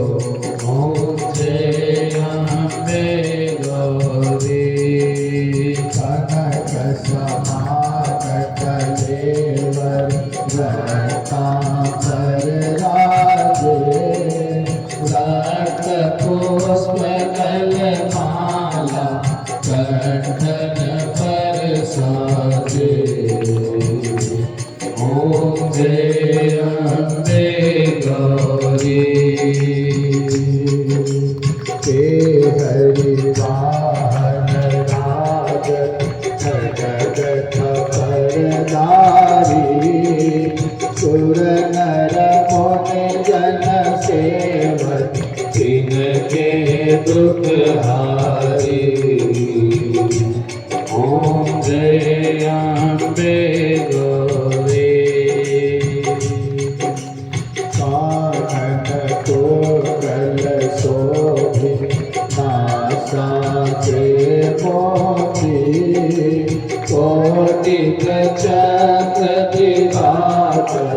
समराजत ज्योति ओम जय अम्बे गौरी सो बलिदारे महिषासुर घाती दो विलोचन नयना इस दिन मद माते ओम जय अम्बे गौरी जगमुंड सनारे सौरित बीज हरे मधु कह तब दो मारे सुर भयहीन करे ओम जय अम्बे गौरी मारू रोताए तुम कमला आग बनेगा बखानी तुम शिव पटरानी ओम जय अम्बे गौरी 64 योगिनी गावत नृत्य करत भैरो बाजत ढोल मृदंगा अरु बाजत डमरू ओम जय अम्बे गौरी तुम ही जग की माता तुम ही हो भरता भक्तन के दुख हरता सुख संपत्ति करता ओम जय अम्बे गौरी भुजाचार अति शोभित वरमोक्षाधारी मनवांछित फल पावत सेवत नर नारी ओम जय अम्बे गौरी कंचन छाल विराजत अगर कपूर बाती श्री माँ के तुम्हें राजत कोटि रतन ज्योति ओम जय अम्बे गौरी माया में आरती जो कोई नर गावे कहत हरि हर स्वामी मनवांछित फल पावे ओम जय अम्बे गौरी मैया जय श्यामा गौरी मैया जय अम्बे गौरी जय जय अंजनी दुलारे हनुमान रसिया हो बलवान रसिया जय जय अंजनी दुलारे हनुमान रसिया हो बलवान रसिया हनुमान रसिया हो बलवान रसिया हनुमान रसिया हो बलवान रसिया जय जय अंजनी जय हो जय जय अंजनी दुलारे हनुमान रसिया जय जय अंजनी दुलारे हनुमान रसिया यज्ञ की रक्षा करने वाले हनुमान रसिया यज्ञ की रक्षा करने वाले हनुमान रसिया सबके संकट हरने वाले हनुमान रसिया सबके संकट हरने वाले हनुमान रसिया। जय जय अंजनी दुलारे हनुमान रसिया हो बलवान रसिया। जय जय अंजनी दुलारे हनुमान रसिया हो बलवान रसिया। सोहे नभ तो लंगूर मानो इंद्रधनु चूर। सोहे नभ को लंगूर मानो इंद्रधनु चूर। सोहे गदा भद्रधारी हनुमान रसिया हो बलवान रसिया। सोहे गदा बज्रधारी हनुमान रसिया हो बलवान रसिया। जय जय अंजनी दुलारे हनुमान रसिया हो बलवान रसिया। जय जय अंजनी दुलारे हनुमान रसिया हो बलवान रसिया। चाहे बिगड़ी बनाओ चाहे जग को हंसाओ। चाहे बिगड़ी बनाओ चाहे जग को हंसाओ। चाहे बिगड़ी बनाओ चाहे जग को हंसाओ। चाहे बिगड़ी बनाओ चाहे जग को हंसाओ। दोनों हाथ में जय हो। दोनों हाथ हैं तुम्हारे हनुमान रसिया। दोनों हाथ हैं तुम्हारे हनुमान रसिया। जय जय अंजनी दुलारे हनुमान रसिया। जय जय अंजनी दुलारे हनुमान रसिया। ओ कर्पूर गौरव करुणावतार संसार सारा भुजगेन्द्रहार। सदा वसत हृदया भव भवानी सहित कमामि भव भवानी सहित कमामि। हरे राम राम राम हरे हरे। हरे कृष्ण कृष्ण कृष्ण हरे हरे। हरे राम हरे